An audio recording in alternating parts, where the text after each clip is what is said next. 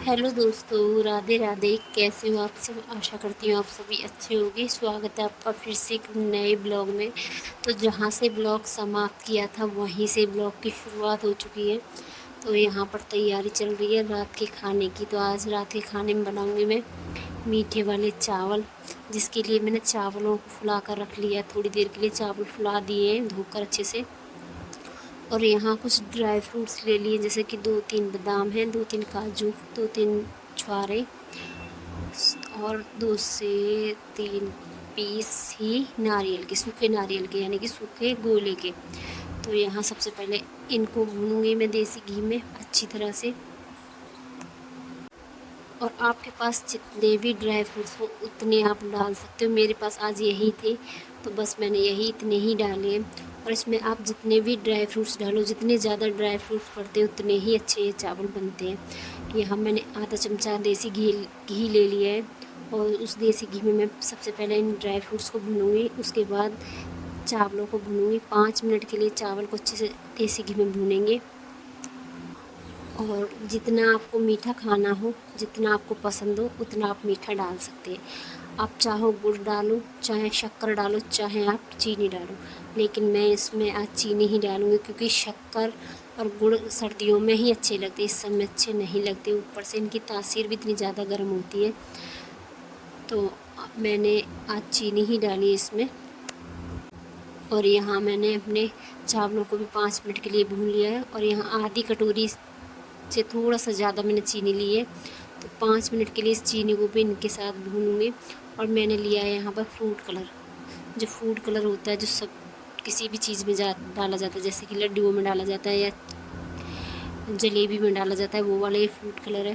तो उस food colour को एक चुटकी मैंने लिया है, उसको पानी में घोलकर मैंने ये पानी इसमें डाल दिया है, जिससे कि चावलों का रंग अच्छा लगता है, खाने में भी, देखने में भी अच्छी लगती है, और खाने में तो खैर स्वाद ही आ जाएगा। और यहाँ मैंने चावलों को लगा दिया है। सीटी आएगी तब तक मैं और जो बाकी के काम है वो कर लेती हूँ। तो ये देखो, मैं मार्केट गई थी, जहाँ से कि मैं बैग लेकर आई थी। मैंने दिखाया था मैं मार्केट जा रही थी, तब मैंने दिखाया नहीं था तो क्या लेकर आई थी। तो मैं लेकर आई थी उज्ज्वल के लिए ड्रेस और ये 2 बैग, क्योंकि बच्चों के पास बैग नहीं थे।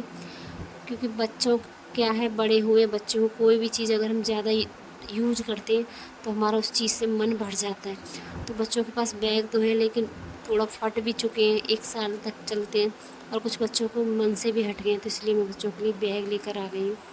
और बैग काफ़ी पुराने हो जाते हैं, 1 साल, कितने भी अच्छे आप बैग ले लो 1 ही साल चलते हैं। चाहे कितने भी आप कॉस्टली ले लो, चाहे कितने भी आप लो क्वालिटी के ले लो, चलते वो 1 ही साल है।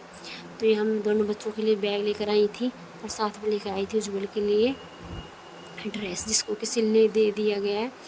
और यहाँ चावल मेरे बन चुके थे। सबसे पहले मैंने कान्हा जी की थाली लगाई थी, और उसके बाद मिक्कू को खाना खिलाया था। रात के बज चुके थे 8:30। खाना खिलाने के बाद मिक्कू को भेज दिया था। उसके बाद अपने घर के सारे काम किए।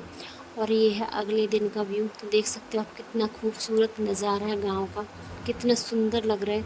चारों तरफ पेड़ बिल्कुल नहा धोकर तैयार खड़े, देख सकते हो आप हरियाली, एक एक पत्ता साफ सुथरा एकदम क्लियर दिखाई दे रहा है, क्योंकि रात में हुई है झमाझम बारिश, और जिसकी वजह से पूरे पेड़ों की धूल मिट्टी सब धुल चुकी है। एक बार आप अच्छे से इस नज़ारे को देखो, कितना सुंदर लग रहा है। क्योंकि मैं ऊपर खड़ी हूँ और चारों तरफ जहाँ भी नज़र घुमा रही हूँ मुझे हरियाली ही हरियाली नज़र आ रही है। और यहाँ अपना सुबह का काम हो चुका है। लगातार बारिश बनी हुई है, और बारिश में ज़्यादा काम तो होता नहीं है। तो सबसे पहले अपनी सुबह वाली चाय बनाई। सुबह वाली चाय यानी कि नहा धोकर चाय बना ली। अपनी सुबह वाली झाड़ू पोछा हो चुका है। उसके बाद मंदिर से होकर आई हूँ। धूप दीप मैंने आपको दिखा दी, मेरा धूप जल रहा है, दीप जल रही है। और यहाँ बना लेती हूँ चाय। सबसे पहले लड्डू गोपाल के लिए दूध रख दिया उबलने के लिए, एक तरफ मैंने दूध रख दिया है, और एक तरफ बन रही मेरी चाय। मैं अपने लिए और इनके लिए चाय बना रही हूँ। बच्चे मेरे दोनों भी सोए हुए, क्योंकि छुट्टी का दिन है, और ऐसी बारिश में कुछ काम भी नहीं होता। आज है 31 जून, तो ये 31 जून का ही ब्लॉग है। तो बच्चे दोनों भी सोए हुए हैं, तो इसलिए मैंने और अपने लिए और इनके लिए चाय बना दी। लड्डू गोपाल को दूध का भोग लगा दिया है। और अब कर लेते हैं अपने घर के काम। चाय पीने के बाद बाकी काम थोड़े से रह गए थे, क्योंकि बच्चे काफ़ी लेट उठे थे। तो जब बच्चे उठ गए थे तब मैंने बेडशीट को बदल कर झाड़ कर वापस से बिछा दिया है। और अब यहाँ बच्चों के लिए आधा आधा कप चाय बना देती हूँ, क्योंकि मौसम अच्छा है तो कभी कभी तो मन कर ही जाता है बच्चों का चाय पीने का, क्योंकि मौसम इतना अच्छा है इसलिए। वरना तो बच्चे चाय नहीं पीते।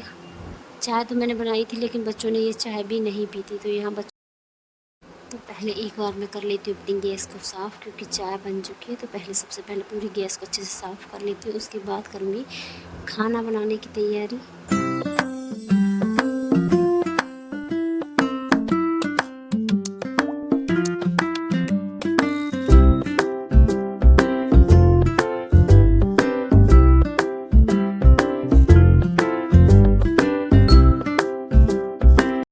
और बारिश होती है तो सबसे ज़्यादा जो काम होता है वो होता है किचन में, क्योंकि जब बारिश पड़ती है तो सभी को कुछ ना कुछ खाने की ही डिमांड शुरू हो जाती है। तो सबसे पहले मैंने बच्चों के लिए यहाँ चाय के साथ कचरी भूनी, उसके बाद एक तरफ मैंने अपना दूध रख दिया बनने के लिए, उबलने के लिए, और एक तरफ मेरी दाल बन चुकी है। तो यहाँ मैं दाल को तड़का लगा देती हूँ। उसके बाद मुझे बनानी है रोटियाँ। और हर किसी लेडीज़ का यही हाल है, जिस दिन बारिश होती है उस दिन घर में सबसे ज़्यादा काम किचन में होता है, क्योंकि किसी को कुछ खाना होता है और किसी को कुछ अलग ही खाना होता है। किसी का मन मीठा खाने का करेगा तो किसी का मन करता है चटपटा खाने का। तो यहाँ फ़िलहाल तो मैंने बच्चों के लिए कचरियाँ बना दी हैं। पहले तेल डालकर कचरियाँ बना दी और इसी तेल में बनाऊँगी मैं दाल को। तो सबसे पहले मैं लड्डू गोपाल के लिए दाल निकाल देती हूँ। 7 से 8 घंटे लगातार बारिश हो जाए ना तो हम थक जाते हैं उसको देखते देखते, क्योंकि एकदम बंद में हम नहीं रह सकते। अंदर भी जाना होता है, छत पर भी जाना होता है, बाहर भी जाना होता है, क्योंकि इतने सारे काम होते हैं अंदर बाहर के जो कि हमको करने ही होते हैं। और बारिश हो जाती है तो हम बंद जाते हैं। ऊपर से घर भी इतना ज़्यादा गंदा होता है, क्योंकि बाहर जाओ तो बाहर से गंदे पैर लेकर आते सभी अंदर, और सीलन इतनी ज़्यादा होती है। ऊपर से साथ में ये जो मौसम में कुछ अलग ही स्मेल आती है इस मौसम में। तो ये बरसात का मौसम तो कुछ कम ही पसंद आता है।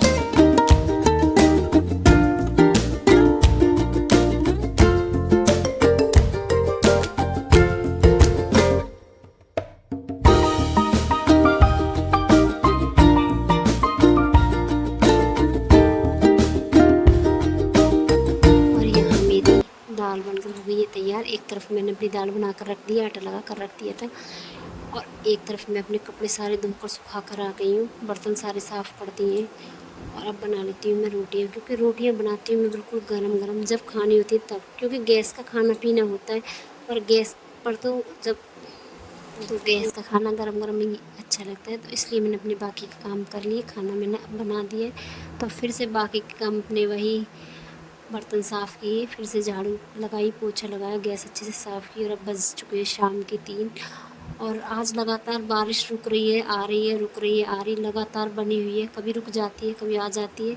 तो आज पूरे दिन किनमिन जैसी रहती है, जैसे हमारे यहाँ पर बोलते हैं किनमिन। थोड़ी बहुत बारिश आ जाती है, फिर रुक जाती है, फिर आ जाती है, तो उसको किनमिन ही बोला जाता है। तो यहाँ लगातार ऐसी बूंदाबांदी बनी हुई थी। तो डिमांड हुई है पकौड़ियाँ बनाने की, और बारिश हो पकौड़ियाँ ना बने, ऐसा कैसे हो सकता है। तो चलो यहाँ पकौड़ियाँ बना लेती हूँ, साथ में चाय। और आज का ब्लॉग अब मैं यहीं पर समाप्त करती हूँ। काफ़ी लंबा ब्लॉग रहा, और सारा दिन आज मेरा यहीं गैस पर ही निकल गया कुछ ना कुछ बनाने में। तो चलो आज का ब्लॉग अब यहीं पर समाप्त करती हूँ, मिलती है अगले ब्लॉग में। और आज का ब्लॉग आपको कैसा लगा, अच्छा लगा हो तो लाइक सब्सक्राइब कमेंट ज़रूर करना, और मेरा वीडियो अपनों के साथ शेयर करना। और यहाँ आज जब बारिश होती है तो आज कीड़े भी इतने ज़्यादा आएंगे, तो जल्दी जल्दी शाम वाला काम कर लेते हैं ख़त्म। और मैं आपको दिखाती हूँ दीवारों से कितनी सारी चींटियाँ निकल रही हैं, क्योंकि गर्मी की वजह से छोटे छोटे जो जीव हैं वो अब बाहर आएंगे, चाहे वो धरती में हो चाहे वो दीवार के अंदर हो, सभी बाहर निकल कर आएंगे इस गर्मी की वजह से। देख सकते हो जितनी बारिश पड़ी उतनी ही ज़्यादा उमस हो चुकी है, और आप यहाँ चींटियों का ढेर देख सकते हो। तो चलो।